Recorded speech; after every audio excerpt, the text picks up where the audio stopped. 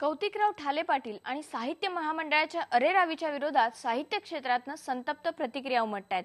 IBN लोकमतच्या आजचा सवाल या कार्यक्रमात ज्येष्ठ साहित्यिक राम शेवाळकर, मधु मंगेश कर्णिक आणि राजन खान यांनी अशाच प्रतिक्रिया दिल्यात। आपण एक इतिहास निर्माण केलाय मराठी साहित्य संमेलनाच्या बाबतीत। घटनेची पायमल्ली झाली आणि निरध्यक्ष साहित्य संमेलन घेण्याची पाळी महामंडळावर आणि आपल्यावर आली।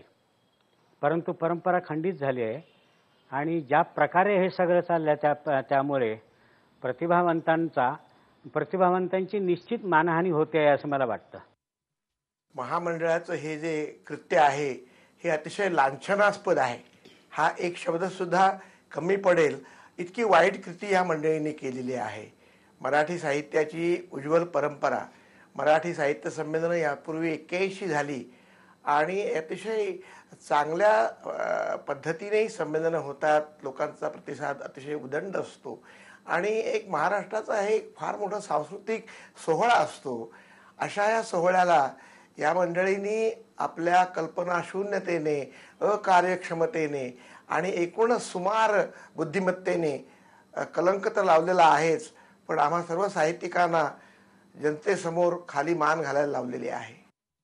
मी आजपर्यंत असं समजत होतो की हे महामंडळ म्हणजे अखिल मराठी साहित्यसृष्टीची प्रतिनिधी संस्था आहे। साहित्यिकांचा आवाज किंवा साहित्यसृष्टीतला सगळा कारभार ही मंडळी पाहतात असं माझं मत झालेलं होतं।